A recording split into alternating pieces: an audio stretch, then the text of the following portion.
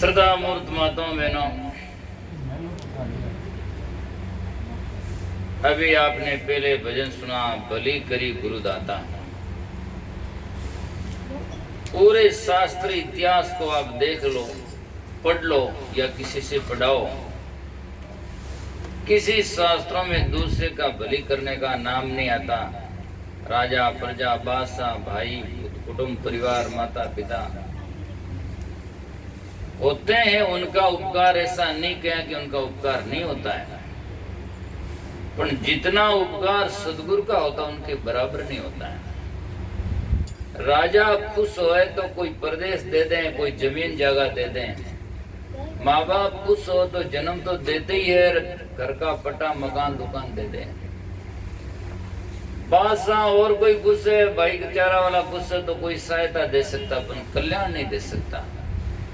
कल्याण करने वाले, मोक्ष देने वाले तो संत गुरु ही होते हैं। इसलिए शास्त्र में लिखा, भली करी गुरुदाता। क्या भला किया? रात क्या 84 में जाता, 84 में जीव जाता था, उस जीव को गुरुदेव ने कृपा करके ज्ञान देकर 84 में जाता बचा लिया, कल्याण कर दिया। तो ऐसे दाता संसार में सदगुरु ही है। इसलिए वाणिया में सदगुरु की बड़ी भारी बुरी बुरी प्रशंसा है। दुनिया में सदगुरु की सर्वोपरि दुनिया में कोई वस्तु नहीं है।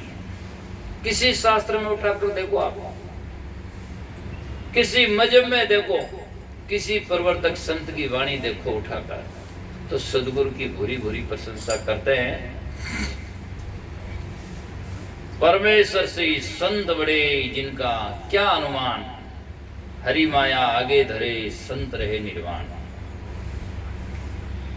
दीन दरवेश साहब सूफी संत हुए, उन्होंने एक भजन लिखा, गुरु जैसा दाता और आया नहीं ध्यान में। मैंने गुरु के समान कोई दाता देखा ही नहीं। कहीं भी पढ़ा, गुरु जैसा दाता और आया नहीं ध्यान में।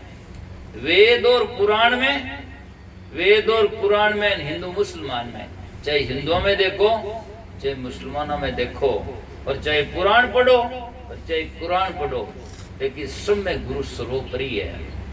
काम में भी आज दुनिया में गुरु होता है, तो काम, व्यापार इत्यादि इत्यादि हम सीख सकते हैं, तो भला मोक्ष तो गुरु के बिना कैसे हो सकता है। इसीलिए संतों सदगुरु भेद बताया, ताते राम निकट ही पाया। सदगुरु ने मुझे भेद बताया, समझाया, तो हुआ क्या? जिस राम को कहते हैं वो तो बहुत ही दूर है या मिलना बहुत ही कठिन है, उस राम को मैंने निकट में पाया। निकट नाम बिल्कुल नजदीक।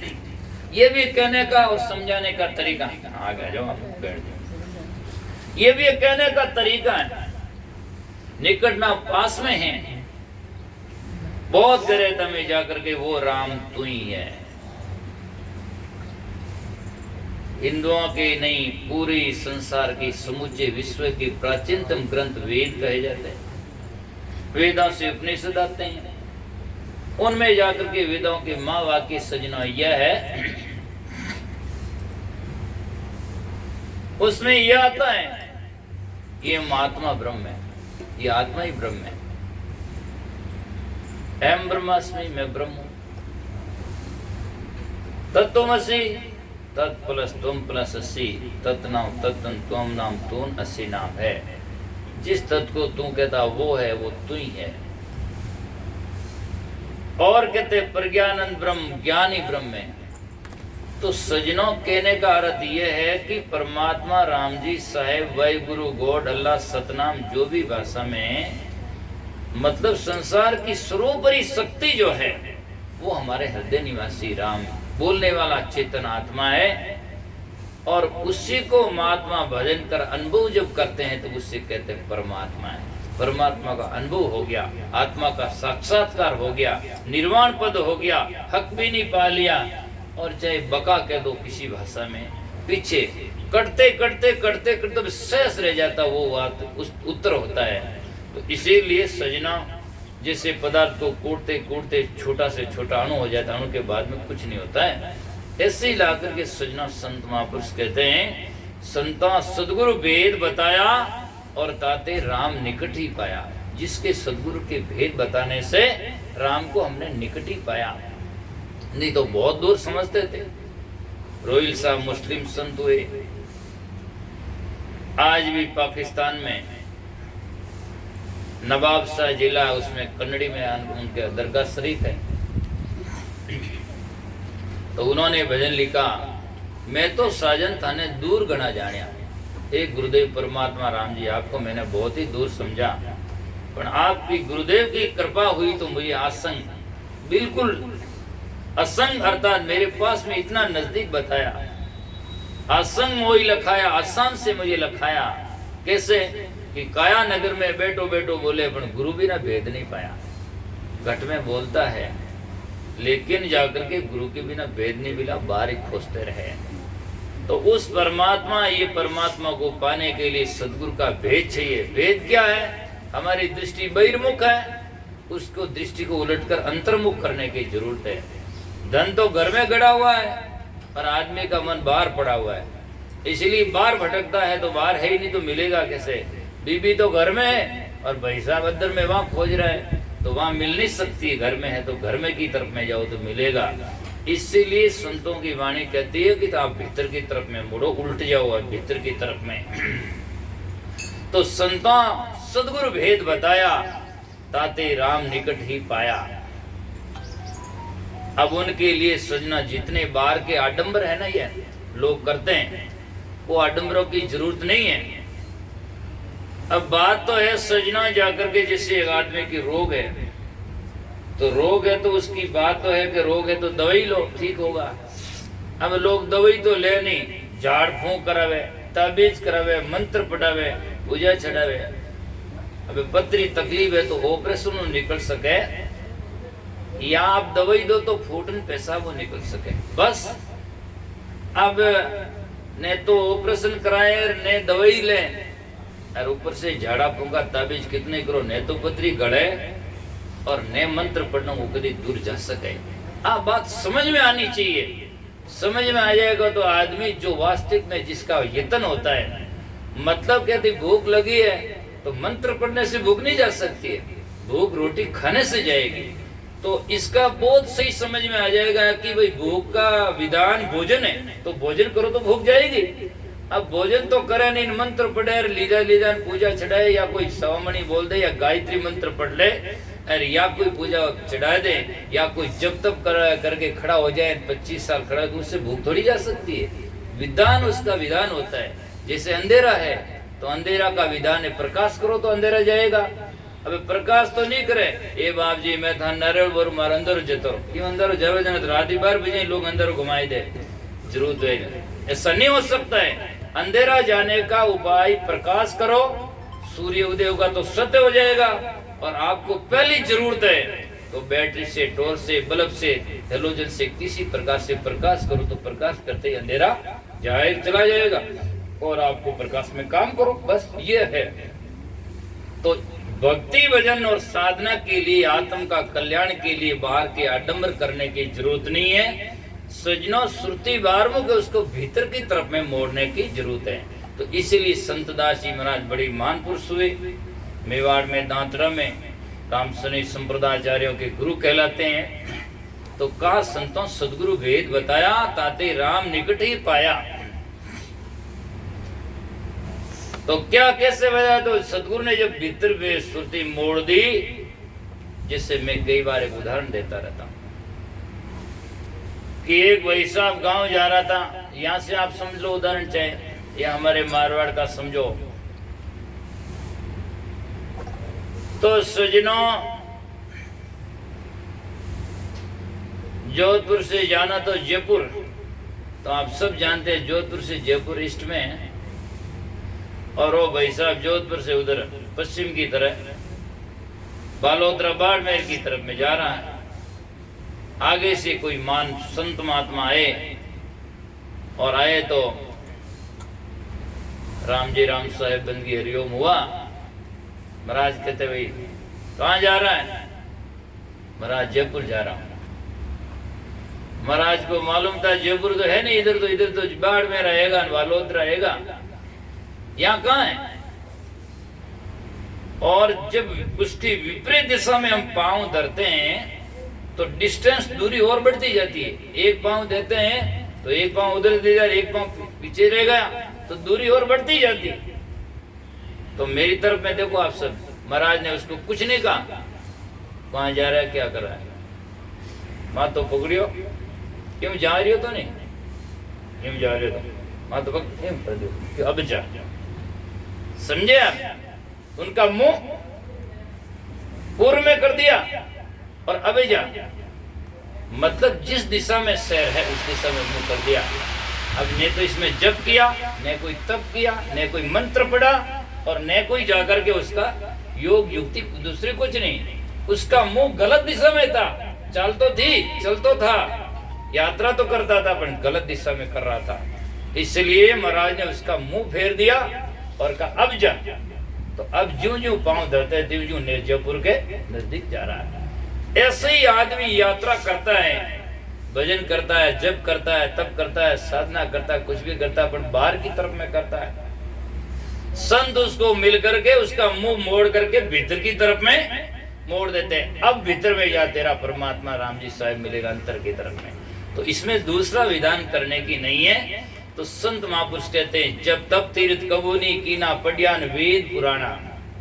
भक्ति साधना में वेद पुराण पढ़ने की जरूरत नहीं है। ये तो प्रवचन और वक्ता होने के लिए है, कि लोगों को समझाने के लिए, खुद को समझने के लिए कोई हजारों ग्रंथ पढ़ने की जरूरत नहीं है। जैसे एक आदमी घर में तलवार धारिया बंदूक रखता है तो किसके लिए, दूसरों को मारने के लिए या बैरियों को पेलने के लिए तलवार धारिया चाहिए। खुद के मरने के लिए तलवार धारिया की जरूरत ही नहीं है। खुद के मरने के लिए तो सुई भी बहुत है, गला में गाल दो, बस सुई से मर जाएगा, तलवार की जरूरत नहीं है। तो खुद के समझने के लिए एक साखी बहुत है, और हजारों साखी, हजारों ग्रंथ तो दुनिया को समझाने के लिए, ताकि ये बात समझ में नहीं आए तो ये आ जाए, इस प्रकार नहीं समझे तो इस प्रकार समझिए, लोगों को सही बात समझ में आ जाए। तो दुनिया के लिए सजना समझाने के लिए भाषण होता है, और खुद ने के समझने के लिए तो आचरण होता है। आज भाषण से नहीं होता है, कितना भाषण करते जाओ उससे कोई कल्याण थोड़ी हो जाता है। तो इसीलिए कहा जब तब तीर्थ कबूनी कीना पढ़िया ने वेद पुराना, और जत सत दोनों अजब कहते सो सपने नहीं जाना। मैंने भगवान परमात्मा को मिलने के लिए कभी सपने में मैंने ऐसा साधना नहीं किया। तो दूसरा कोई आडंबर किया, कोई महाराज मुन्नी बनते है कि बस मैं तो बोलूं ही नहीं, मुख को तो नहीं बोले, किताबा भरे लिख देवे मारो ओला ओला हो। तो दिमाग तो कोई बंद है नहीं, केवल जाकर के जबान ने खोले तो क्या है, मन तो वही बोल रहा लिखता है। और मौन रहने का मतलब यो नहीं है कि बिल्कुल मौन रहने से होता है तो गूंगा जिंदगी भर होता ही है, उससे क्या कल्याण थोड़ी होता है। मौन ही रहना, मौन का मतलब होता है मौन ही रहे, पूछे तो बोले, कहे ब्रह्म की बाता। मौन ही रहता है, पूछे तो बोले, और बोले तो सही बोले, इसका मतलब है। नहीं तो सजना या तो गूंगा हो जाए और या बोले तो फिर बकबक ही करता रहे। इसलिए दादू साहब ने कहा मौन रे सो बावरा, बके सो खरा जान, दादू लागा नाम से सोई सयाना जान। भजन से लगता है वो समझदार है। माता बेना मुंह लेती है कोई हाथ ना सामरा, आधो घंटो उगा तारन पुगा तारन, बस आधो घंटो नहीं बोले, और बोले बस गाली ही बोले पूरी 24 घंटा में। तो उस मौन से क्या फायदा हुआ। मौन का मतलब जबान बंद करने का मतलब नहीं है। मौन का मतलब है जब भी बोलो मधुरता से बोलो, तो बोलना गलत है ही नहीं। इसलिए बोलना चाहिए, मीठा बोलना चाहिए, हितकर बोलना चाहिए, सत्य बोलना चाहिए, और विनम्र होकर के बोलना चाहिए। तो बोलना तो सजना, जबान तो क्या एक मंत्र है। सतगुरु कबीर साहब कहते हैं मधुर वचन है औषधि, कटुक वचन है तीर, श्रवण द्वार हुई संचरी साले सकल शरीर। मधुर वचन तो दवाई के समान है, तो मीठा बोल करके आदमी का दिल हर लेता है और सब कुछ दे देता है। बच्चा से भी मीठा बोलो और ले लो, सब दे देगा। कड़वा बोलो नहीं, डांट फटका फेंक देगा। कुछ नहीं बनेगा तो धूड़ो उचाले तो भरी रोटियां में कर देगा। जिस तरह उसका पावर होगा उतना करेगा, कहने का मतलब है। तो इसीलिए मुनि रयानी धुनी धारी। अब कई लोग मेला रमेर महात्मा बेटा धुनी लगाएड़ा। पहले सजनों धुनिया लोग लगाते तो उनका अलग लॉजिक कारण था। क्या कारण था? न तो उनके पास में जंगलों में दूसरा साधन था प्रकाश का, और न उसमें ठंड से बचने का साधन था। तो योगी लोग जंगलों में रहते तो लकड़ी जला देते ताकि जंगल के जानवर भी आग देखकर पास में नहीं आते और ठंड भी नहीं लगती, तो धुनी लगा देते थे ताकि बैठ करके। अब आज तो जाकर के चारों ओर दरवाजा लगाया, नहीं आवे मैं पुणी तो ही पीछे लगाई दी धुनी बड़े जाकर के। तो ये सब जाकर के आडंबर है। मुनि रयानी धुनी धारी मकर माघ नहीं नया। माता बेनार कई माघ महीना में गूंगा नावे उठे बेगी, हमेशा स्नान करे। ठीक है, स्नान हमेशा ही उठकर जल्दी करो, बढ़िया है। बल्कि गूंगा नहाने से क्या कोई फल मिलता है? आज तक इतने लोग बैठे हुए हैं, कोई कहता है कि मुझे ये फल मिला है तो कोई बात है। बाकी आडंबर एक से देख ले, आगली रान का पिछली गया, कोई समझ में नहीं आया, कोई अर्थ कर तो है नहीं। क्या है? जिंदगी भर गूंगा होता वो गूंगा ही नहाता है, वो बोलता ही नहीं है, तो उससे क्या मिलता है? इसलिए सजना हर चीज का लॉजिक वास्तविक अर्थ होना चाहिए। तो सजना नहाने से तो मन शरीर साफ होता ही है, लेकिन यो नहीं की और सुबह जल्दी नहाने का। इसीलिए जल्दी नहाते तो संत जीवन में जाकर के सजना हो जाता है और अपना गृह कार्य कोई भी कार्य भजन सुमन सब जल्दी होता है। तो इसलिए जल्दी बढ़िया है, नहाना चाहिए। पर यह नहीं कि वह सुबह जल्दी माघ महीने में नहा लिया और माघ महीने में तो सुबह उठे 4 बजे नहावे और माघ फागुन आवे तो भाई जी 8 बजे तक कोई नहावे, तो उससे क्या फर्क पड़ गया? है ना, इससे कुछ नहीं होता। मकर माघ नहीं नहाया और सुर 3300 अजब कहते हैं, सुर सपने नहीं धाया। सुर 33 करोड़ देवी देवता लोग कहते हैं, पर के मैंने सपने में ही उसको नहीं धाया। संतों सदगुरु अलग लखाया। और जैसे एक वृक्ष है, उसका जाकर के सजना हजारों नहीं लाखों करोड़ों पत्ते होंगे, लेकिन एक एक पत्ते को जाकर के सजना पानी डालने से और डाल दें या तोड़ दें या उससे जोड़ दें, कुछ नहीं होता है। उससे बजाय यह है कि सीधा पानी जड़ों में डाल दो, अपने आप पत्ता में चला जाएगा। जड़ों में पानी डाल देते ही अपने आप पत्ता में। जैसे भोजन मुख में देते हैं तो पेट में टांगा में देने की जरूरत ही को नहीं, वो तो अपने आप ही जावे ना। मुख में भोजन दिया, सब शरीर के नस नस में चला जाता है। महाराज ने वाणी में लिखा, सब काया तृप्त भई जब मिला मुख ग्रास। सब काया तृप्त हो जाती जब मुख में ग्रास जाता है, तो जाकर के पेट में जाते ही वो सब जगह रस अपने आप चला जाता है। ऐसे ही संत महात्मा गुरु परमात्मा की स्वतः पूजा होती है तो सब में स्वतः ही चला जाता है और अलग से करने की जरूरत है ही नहीं। ये समझना जब आदमी को कठिन लगता है, जब जाकर के भेद सही समझ में नहीं आता या भ्रम नहीं जाता है, और बाकी भ्रम चला जाए तो ऐसा बिल्कुल सहज और सरल में समझ में आता है। क्या हम आप देख सकते हैं, क्या मकान की नींवों को मजबूत करें तो ऊपर का मकान ढस जाता है? जब नींव मजबूत करें तो और मकान मजबूत होगा। क्या जड़ों के वृक्ष के जड़ों में पानी देंगे तो क्या पता नाराज हो सकते हैं? सवाल ही नहीं, और जाकर के गहरे निकल पड़ेंगे। ऐसे ही संत गुरु परमात्मा साहिब की पूजा वंदना करने से सजना बाकी सब सहज में ही जाकर के अपने आप में सजे जाते हैं, अलग से करने की जरूरत है ही नहीं। तो इसीलिए सजनों कहते हैं, फिर कहते हैं कि काशी गयान करवत लेनी नहीं गलिया हिमालय माई। आज तो कौन जावे, पर पहली टाइम में लोग काशी में जाता। और पंडित लोगों ने आज भी ब्याह शादी करे नहीं तो उन्हें द्विज करे। द्विज जानते हैं, दूसरा जन्म कैसे, जिसको द्विज कहते हैं। तो जैसे गुरु शिष्य को मंत्र देता तो दूसरा जन्म है, इसको द्विज कहते हैं। और ब्राह्मण लोगों के जब शादी होती है तो उसको जनेऊ देते हैं गले में, और उसको एक बार साधु बनाते हैं, तुम्बा हाथ में देते हैं, और वो कहता काशी जाऊं करवत खाऊं, काशी जाऊं करवत खाऊं, ऐसा करता है। फिर उसको पकड़ कर ले आते हैं और फिर उसको गले में जनेऊ पहना देते हैं, नवगुण कान जनेऊ पहना देते हैं, और कहते हैं अब तू यहीं ब्राह्मण हो गया, काशी जाकर करवत खाने की कोई जरूरत नहीं है, बस यहाँ करो, द्विज कर देते हैं। तो मानंदी थी पुरानी टाइम में कि काशी में जो सुर होई मगर में खर कहावे, काशी में जो मरता है वो देवता बन जाता है। और आज भी कुछ धारा है ही है। आज आप देख सकते हैं, काशी से जाकर देखोगे तो काशी से करीब 100 किलोमीटर दूरी में जो मरने वाला की लाशें वहीं आती, लोग लेकर के आते हैं और वहीं कोई जलाते हैं, कोई नदी में डाल देते हैं, कोई कर देते हैं, मानते हैं कि यहाँ डाल दिया इसको उनके सब देवता बन गया। लेकिन सजना ऐसा हो नहीं सकता, ये तो मानंदी है। देवता तो सजना जिंदे जी होता है, मरने के बाद में नहीं होता है। मरने के बाद में देवता बनने जाए तो डॉक्टरी बन जावे कदी, है ना, मास्टरी बन जावे, और कोई व्यापारी बन जावे, कोई प्रधानमंत्री बन जावे, पर ऐसा कोई बनता नहीं है। यदि मरने के बाद में डॉक्टर नहीं बन सकता, प्रधानमंत्री नहीं बन सकता, एसडीएम नहीं बन सकता, तो देवता की बन सके, नहीं बन सके। मरने के बाद में कुछ नहीं बनता है। मरने के बाद में तो लार बार या नहीं बने, बाकी कोई समझदार वे ताकतवान वे तो नुकती जगह बे बने, बाकी मरने के बाद में चाहे जड़ाओ चाहे गाड़ो, उसका तो शरीर का सजना मिट्टी में मिलना होता, कुछ नहीं होता है। और जीव जो होता है, जीव की जहाँ वासना होती है वहां जाकर जन्म लेता है।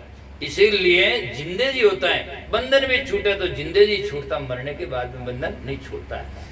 कोई लोग कहते थे मरने के बाद में मुक्ति हो जाएगी, शाश्वत नहीं है। आदमी जिंदे रोते रोते मरता है, तो मरने के बाद में उसको कोई रोकने वाला और रुलाने से रोकने वाला या उसको सुख देने वाला हो नहीं सकता है। साधन ही नहीं, क्या सुख पाने का साधन? तो हाथ पांव टांग जो है वो तो सब यहाँ पड़ जाएंगे, क्या सुख पाने का? कैसे अनुभव होगा? देखा कैसे जाएगा? कैसे होगा? कुछ नहीं। इसलिए जीवत खोजो, जीवत बूझो, जिंदे जी करो आप जाकर के। कोई नहीं कह बैठे सब पैसा जमा करावे, LIC बीमा जमा करावे तो जिंदा जिंदा ही करावे, एक ही नहीं कह थार मरिया बस तू कराई दी पड़े। तो सबने मालूम है कि मरने के बाद में होता नहीं है, पर फिर भी दुनिया में पागलपन है। एक जगह देखता है, दूसरी जगह पट्टी बांध कर चलता है। ये एक अज्ञान की बुद्धि है, और संत महात्मा उसको बिल्कुल सार सार समझाते हैं। जिससे ये बात समझ में वैसे वो भी समझ में आ जाती है। तो काशी गयान करवत लीना ना गलिया हिमाड़ा माई, और जंतर मंत्र नाटक चेटक सो भी सीखा नहीं। जंतर मंत्र नाटक चेटका ये भी मैंने सीखा नहीं, और सीखने की जरूरत ही नहीं है। कल्याण में तो इसकी कोई विशेषता ही नहीं है, और बाहर भी देखो तो सजना उसका कोई वास्तव में अस्तित्व नहीं है। आज आप यदि कोई देख सकते हैं, मैंने पुस्तक लिखी अपने चतुर्मास में, जो गई साल जो भरम बड़ा 3 लोक में, उसमें मैंने लिखा है, मेवाड़ के एक संत हुए कनीराम, तो उन्होंने लिखा कि शस्त्र का मारिया सैकड़ों जेल में, शस्त्र से मारे हुए आज आदमी डाकू सैकड़ों जेल में, पर जादू टोना का 2 इंच 4 जादू टोने का मारा हुआ एक भी आदमी जेल में नहीं कि इसने जादू टोना से इस आदमी को मार दिया, ये जेल इसकी जेल हो गई है। यदि कोई ऐसा होता तो आज उनके मारने वाले भी तो जेल में होते। जनतम शस्त्र का मारिया सैकड़ों जेल में, जादू टोना का 2 इंच 4। जादू टोना सच्चा वे तो फौजा क्यों रखे सरकार? जादू टोना सच्चा होता है तो सरकार फौजा रखे, फौज की जरूरत नहीं। पाकिस्तान बॉर्डर में एक जादू फेंकने वाला नहीं रख दे, जो आवे जन वो जादू फेंक बोग रहे, और फौज की जरूरत ही नहीं है ना। बस एक बोरी उड़दी मेल देनवा आओ जी फू फू आओ तो 2-3 डिगलियां करे जन तो ठा पड़ जाए आपके मारो नंबर आएगा, पर ऐसा कोई शाश्वत होता नहीं। और जादू टोना तो आचा भी है तो नरेंद्र मोदी नहीं कौन जीवन दे, सुबह उठनी नहीं दे, सुबह करोड़ा रुपया दे दे, पर ऐसा कोई होता नहीं है। और वीरपन जैसा डाकू ने मारने वास्ते गवर्नमेंट ने कोशिश नहीं करनी पड़ती, जादू फेंक देता तो उठी खत्म कर देता, पर ये सब बातें सही नहीं है। इसीलिए सजनों महापुरुष कहते हैं जंतर मंत्र नाटक चेटक सो भी इससे क्या नहीं। अरे संता सदगुरु भेद बताया, ताते राम निकट ही पाया। फिर कहते संयम कियानी रेणु जागा, उसमें सजना भक्ति भजन में रात रात जगने की भी काम नहीं है, भीतर से जागने की जरूरत है। संयम कियानी रेणु जागा, करीन सेवा पूजा। जो लोग मंदिरों में जाते हैं सेवा पूजा करते हैं, मंदिर मस्जिद सजनों मैं कहता रहता हूं तो लोग उसका अलग से अर्थ निकालते हैं। मंदिर मस्जिद लोगों ने पहले शुरुआत में इसलिए बनाए कि भाई एक एक समाज का हो चाहे गांव का हो, तो गांव में हर घर में कभी शादी आ जाता, कभी ब्याह, कभी मायरान, कभी जंक्शन, कभी फंक्शन, कभी मर गया, कभी और कुछ सुतक पाता गा गया कुछ, तो घर में कलेश कोई न कोई होता रहता है। तो वहाँ कलेश होता है तो वहां से भागकर जाओ मंदिर में, एकांत जगह, वहां दूसरा कोई होता नहीं, सार्वजनिक जगह है, तो वहां बैठकर फिर ध्यान लगाओ ताकि कोई गड़बड़ घोटाला कुछ न हो सके। बात तो ही ये, अब लोगों ने वो बात तो छोड़ दी, और अब जाकर के केवल जाकर के वो बना दिया और टोकरा बजावे डोकरा नाफा से भर जाए, बस बात हगी है। कोई जाकर के कोई उसमें तो अर्थ गर्थ है नहीं, साफ सुथरा जीवन है। इधर आ जावे। तो इसीलिए संत महापुरुष कहते हैं संयम किया नहीं रेणु जागा, और जाकर के करीन सेवा पूजा, और कहते हैं नहीं कछु गाया नहीं बजाया भरमन जानिया दूजा, न तो कोई गाया न कोई बजाया। भक्ति मार्ग में गाना बजाना ढोलक तबला ये करना ये भी कोई वास्तविकता नहीं है कि भाई जाग साहेब, ऐसा नहीं कि कोई साहेब ऐसा नहीं कि गाया बजाया नहीं तो कल्याण नहीं हो सकता है। और इसका मतलब ये नहीं कि गाना बजाना गलत है। गाना बजाना में श्रद्धा होनी चाहिए और उसको समझने की कोशिश करना चाहिए। ये नहीं कि वह गायन गायन उठना आयान खायान बस हो गया। भजन कहता क्या है? अब भजन में आता काम क्रोध मत करो, ईर्ष्या मत करो, वेमने से मत करो, सब में प्रेम का बर्ताव करो। और हमेशा भजन गावे प्रेम का मार्ग बांका रहे, प्रेम का मार्ग बांका रहे, और मन कटे थाका रहे। तो ये क्यों तरीका हुआ कोई गाने का? और ये कोई भजन गाने से थोड़ी कल्याण हो जाएगा? ऐसे नहीं। ढोलक तबला गाना बजाना अच्छा है, लेकिन ऐसा नहीं कि नहीं गाया बजाया तो उसका कल्याण नहीं होगा। क्या आगे पूर्व में महात्मा हुए गाते बजाते? कोई नहीं, और फिर भी इनका कल्याण है। और आज भी कई महात्मा है बिल्कुल गाना बजाना कुछ नहीं करते, फिर भी उनका कल्याण है। तो कल्याण की राह में सजना केवल गाना बजाना सार्थक नहीं है। और इसका मतलब यह भी नहीं कि गाना बजाना गलत है। आप श्रद्धा से गाओ, प्रेम से गाओ, उसमें अच्छी तलीन होकर के गाओ, वीर्य और वैराग में गाकर गाओ, और फिर भजन कहता क्या उसको जीवन में अपनाओ, तो आपका गाना सार्थक होगा। तो संयम किया नहीं रेणु जागा करीन सेवा पूजा। और कहते नहीं कछु गाया नहीं बजाया भरमन जानिया दूजा। एक राम का अखंड ध्यान कर, एक परमात्मा सत्य का अखंड ध्यान कर, एक राम का अखंड ध्यान अंदर प्रेम जगाया, प्रेम से उसको नाम लिया। अब आदमी को गुरुजी ने कह दिया चेला भजन करना, ध्यान लगाना, सुबह शाम भजन करना। अब कई करा महाराज कह दियो टाइम तो है नहीं, बस माने संत कहता है कि आरती तो करे तन मन धन सब तेरा, 12 चंपल ले जाए कोई मेरा। आरती तो या करता है और ध्यान वहां धरता कि कोई चंपल नहीं ले जाए। तो ये कोई आरती हुई है क्या? अब ध्यान करो राम राम राम राम छोरा गाय छूम दिया ना, राम राम राम छोरा दुकान जा, तो ये कोई नहीं है। महात्मा कहते हैं 1 मिनट भी ध्यान धरो, आप 10 मिनट भी धरो, पर बिल्कुल निश्चिंत होकर के धरो। उस टाइम में उस सबका सडौन दो, सबसे एकदम अलगा रहो कि बस अब मुझे 10 मिनट केवल गुरु का ध्यान भजन ही करना, दूसरा काम मत करो, उसमें खाली होकर के करो, तो आपका करना सार्थक होगा। अब जाकर के वो भी मैं कचरों में और भरो, आती तो ध्यान है थाने मोबाइल में भी आगे भरी रहे, डिलीट करिए मेरे दूसरों अभी कोई है। तो भक्ति भजन कल्याण कोई आएगा जब जाकर के आगे खाली नहीं होगा, नहीं हो सकता है। इसीलिए बिल्कुल साफ सुथरा करो। तो एक राम का अखंड ध्यान दर अंतर प्रेम जगाया, संत दास चढ़ शून्य शिखर पर। शून्य का कल भी मैंने अर्थ बताया, लॉजिक इंद्रियों से ऊपर शून्य है, अर्थात इंद्रियातीत है, वहां हमें ध्यान लगाना चाहिए। तो इंद्रियातीत क्या है? इंद्रियातीत हमारा आत्मा ब्रह्म चेतन है, उसमें ध्यान मोड़ कर लाना चाहिए। तो कहते हैं एक राम का अखंड ध्यान दर अंदर प्रेम जगाया, संत दास चढ़ शून्य शिखर पर। वहां जाई अलग लखाया, अरे संता सदगुरु भेद बताया, ताते राम निकट ही पाया। तो सजनों सदगुरु ने भेद बताया। तो समय भी होने जा रहा है, एक भजन और बोल देते हैं, फिर विराम देंगे।